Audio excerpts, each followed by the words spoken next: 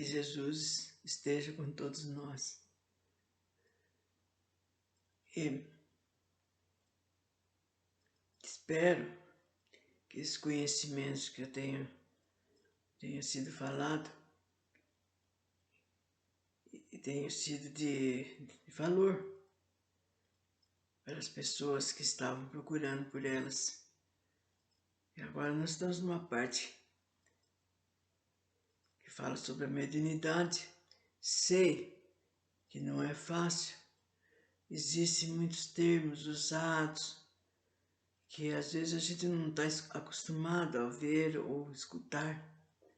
Então encontra dificuldade de interpretar, de conhecer. Mas não é por isso que a gente vai desanimar, gente. Como já foi falado, existem vários tipos de mediunidade. E mesmo nas mais simples dela, a gente tem obrigação de estudar, de ler, de seguir o Evangelho, né? Mudar dependendo da maneira que a pessoa vive, mudar de maneira de vida, né? De pensar, atos, muita coisa. Então eu estava só começando a falar que existem os médiuns facultativos. Esses médiuns, eles trabalham, eles estão conscientes daquilo que está acontecendo, eles tomam parte, né, dos fenômenos. Então são atos que são feitos e ele está sabendo, são feitos de acordo com a sua vontade. E os médiuns involuntários e naturais são aqueles que os fenômenos espíritas ocorrem sem que ele tome parte, sem que ele tenha ocasionado, né? E esse daí não é nada fácil para esse médium, coitado, porque acontece quando ele está, por exemplo, na casa que esse médium está, acontece aquele fenômeno que eu falei, que eles mesmos produzem, de jogar pedra, de bater as portas, igual passa nos filmes, né? Como se fosse filmes de assombração. E acontece isso mesmo. Só que esses espíritos sabedores que o encarnado tem influído a substância certa para que ele possa evocar, fazer aquilo que eles querem, então eles se aproveitam daquele médium. Mas acontece que muitas vezes nem aquele médium está sabendo que ele é médium. Acontece muito, gente. E a gente vê, eu já vi mesmo na televisão, no jornal, que chamaram o padre, várias entidades lá para benzer, fazer exorcismo, fazer defumação, um monte de rezas. E o problema continuava do mesmo jeito. Então eu mesmo pensava, precisava saber qual pessoa da casa que é o médium. É o médium que está doando os fluidos para esses espíritos fazer, porque sozinho eles não fazem, gente. Para eles se manifestarem necessita do encarnado. Então, quantas vezes a gente não vê isso acontecer, né? E a gente assusta. Qualquer pessoa assusta. E ele não está querendo, às vezes o médico nem sabe como foi falado. Às vezes ele nem sabe que ele tem essa mediunidade, né? Já houve o caso também de uma pessoa, mas ela não aceitou também, gente. Faz muito tempo. Ela falou que onde ela estava, que de repente ela via a cortina pegar fogo, ou a coxa, e a família muito católica, ela falou, mas em casa ninguém acredita. Isso daí é bobagem. Falei assim, não é. Você é uma médium e você precisa procurar um lugar para você trabalhar, para você desenvolver, para você ter mais conhecimentos. Quer dizer que ela nem sabia que estava acontecendo aquilo. De repente estava pegando fogo na cortina. nas coisas que não eram para pegar, assustava a família toda. E eu então orientei, falei para ela, falei, bem, procura que você, um centro, né? Um centro que você saiba que é bom, que para que você comece a ter conhecimento disso. Depois, com o tempo, você vai ver que isso daí vai sumir, que aí você já sabe que você é uma médium, né? E vai afastar, porque são entidades que fazem isso, mas entidades inferiores, não são espíritos adiantados. O caso é esse. Então pode ocasionar, como eu falei, problemas na própria vida da pessoa. E na época da Idade Média ele chegava até a queimar a pessoa, que achava que ele era um diabo, que ele que estava fazendo aquilo. Quando não, que era por intermédio dele, não ele em si. Então vocês estão vendo como são coisas que a gente pode ter reconhecimentos e ser úteis para nós mesmos. Bom, então vejamos agora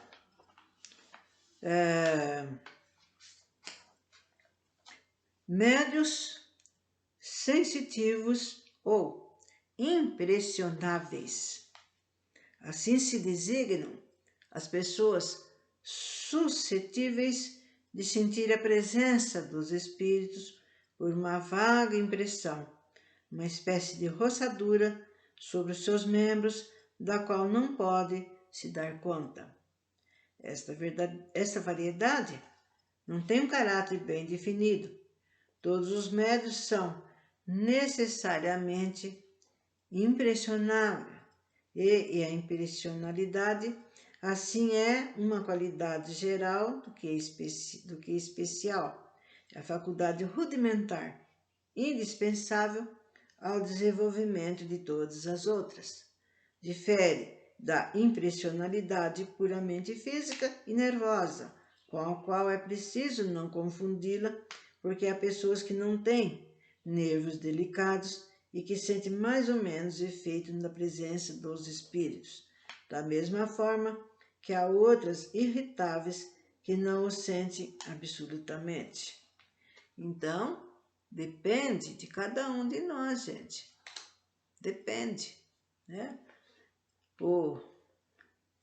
Há também casos que às vezes não está acontecendo nada, a pessoa tá nervosa por alguma razão, ou né, passou a noite sem dormir direito, já acordou com a cabeça quente, como a gente fala, irritada, nervosa, né? E há muitos também que atribuem, né? Que qualquer coisinha é espírito. Qualquer coisinha, porque o espírito que fez isso, que ocasionou aquilo, que ocasionou aquele outro. Principalmente por pessoas que gostam muito de brincar, de falar dessas coisas. Essa faculdade, gente, se desenvolve pelo hábito e pode adquirir tal sutileza que aquele que dela está dotado reconhece, na impressão que sente, não só a natureza boa ou má do espírito que está a seu lado, mas também sua individualidade. Como um cego reconhece, por um certo sei que a aproximação de tal ou tal pessoa torna-se, com relação aos espíritos, um verdadeiro sensitivo. Um bom espírito tem sempre uma impressão doce e agradável, e a de um mau espírito, ao contrário, é penosa, ansiosa, desagradável. Há como um cheiro de impureza. Então, esses médios sensitivos são aqueles que sentem realmente a presença de espíritos, né? Às vezes acontece muito, gente, do médium ir em determinada casa, e às vezes o ambiente lá está muito forte, muito pesado. Então ela sente. Nossa, ela logo sai, né? Às vezes fica até estonteada e sente. Não é só numa casa, por exemplo, num ambiente, num lugar qualquer, até num açougue, né? Que é um ambiente pesado, né? Ou mesmo numa época, por exemplo, houve um velório que ele precisou ir, sente também. A presença desses nossos irmãozinhos, uma presença ruins ou mesmo boa. Nossa, sentir uma vibração linda, maravilhosa, né? É de algum espírito mais adiantado. E assim esse médium sensitivo ele pode, muitas vezes com certeza mesmo, porque na hora que aquele espírito pesado que vem por perto de nós, a gente sente mesmo. Então a necessidade da gente fazer uma prece, gente. Eleve o pensamento, né, a Deus, faça uma prece, reze do fundo do coração. Então a gente dedica, né, irmãozinho, para esse irmãozinho que está por ali, que às vezes, nem sempre, tem espírito que nem sempre ele tenha a ideia de maltratar, de assustar. Há aqueles que ficam por aí, pululando para cá, para lá, às vezes nem sabe que desencarnou. Então a gente faz aquela prece e pede para os nossos mentores virem ajudar esse irmãozinho e levá-lo para o lugar ou então esclarecê-lo. Ou mesmo a gente, pode abrir o Evangelho e ler. E às vezes cai sempre naquele lugar que a gente mais necessita ou que outra pessoa está precisando ver. E tudo isso. Não há necessidade de ficar empolvorosa. E agora? O que eu faço? Eu vou lá depressa no centro falar com a fulana. É o que eu falava muito. Falava, gente, não há necessidade de toda hora correr, telefonar. Né? Coitada da pessoa lá que dirige o centro, está quieta e daí toca o telefone e toca resolver e toca fazer. Eu falei, você mesmo, faça uma prece. Aprenda a dar um autopasse, né? E pense, procure libertar desses pensamentos pesados, pense em coisas boas para você, para todos, e vai ajudar não só você, como aquele serzinho, né, que estava sofrendo ali do lado da gente. Agora, os médiuns audientes. Eles ouvem a voz dos espíritos. Como dissemos, falamos da pneumatofonia. Algumas vezes é uma voz íntima que se faz ouvir no foro interior. De outras vezes é uma voz exterior, clara e distinta como a de uma pessoa viva. Os médiuns audientes podem assim entrar em conversação com os espíritos. Quando têm o hábito de se comunicarem com certos espíritos, os reconhece imediatamente pelo caráter da voz. Quando não se está por si mesmo dotado dessa faculdade, pode-se igualmente se comunicar com o espírito por intermédio de um médium audiente que ocupe a função de intérprete. Esta faculdade é muito agradável quando o médium não ouve, senão os bons espíritos, ou somente aqueles que o chamam.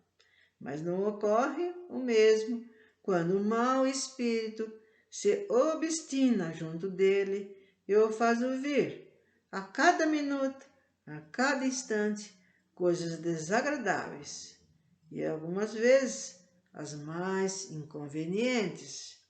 Será preciso, pois, deles se desembaraçar pelos meios que serão indicados doravante. Olha, esse tipo de médiuns audientes, né, parece, né, ele vai escutar, que beleza, né, mas não é como já foi falado, não é tudo felicidade, né, vocês sabem. Existirá aqueles que vão falar para perturbar. Nossa, gente, eles falam nomes feios, coisas que a pessoa se arrepia só de escutar. E falam como se estivesse falando mesmo, diretamente para eles. E mesmo houve certa vez, alguns anos, então eu conheci uma senhora, uma jovem, né? Uma jovem senhora, que os dois filhos dela, os dois, o casalzinho, o que eles tinham? 8 aninhos, 8, 7 anos, os dois irmãozinhos.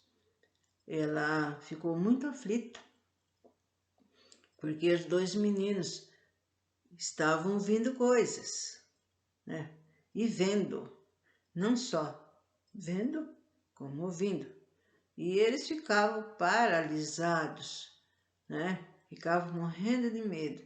Então ela veio, a gente pediu ajuda, porque ela falou, gente, eu fui educada no catolicismo, dentro da igreja, eu jamais ouvi falar nada semelhante. Agora, de repente, encontro meus 2 filhos desesperados dentro da minha própria casa. Aí eu lembro que ela foi, acho que uns 2 lugares até que ela encontrou, né, uma ajuda. Então, naquele mesmo local que ela foi pedido para que afastasse por enquanto, porque não pode tirar a gente a mediunidade. Afastasse porque eles eram crianças, né? Eles tinham ainda o direito de viver, de passear, de brincar. De repente, ouviam coisas, ou então viam. E graças a Deus, foi sanado mesmo, né? Eles estavam frequentando a escola e ela pediu ajuda desesperadamente, porque como que ela ia fazer? Resolver sozinha todos os problemas. Então foi afastado por algum tempo e depois, quando eles ficaram moços, né, mais para o lado de adulto, né, quando começaram já no comecinho, eles foram indicados para que voltassem. E nesse meio tempo, gente, eles puderam também receber auxílio, porque no Espiritismo existem livros maravilhosos para crianças.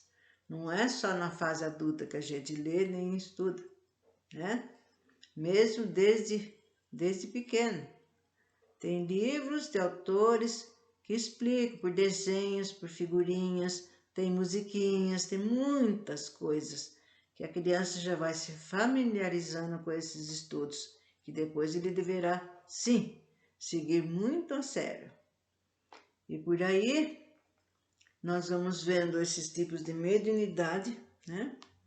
E depois vocês mais para frente, conforme os tipos aqui de mediunidades, né? O da visão, o de escutar, o da materialização. Mais para frente, eu procurarei explicar como, que maneira, que condição, né, que o médium tem para que lhe favoreça aquele tipo de mediunidade. E mais uma vez eu digo que os desencarnados necessitam do encarnado para que haja esses fenômenos. Então, gente, até uma próxima. Que Jesus abençoe a todos nós.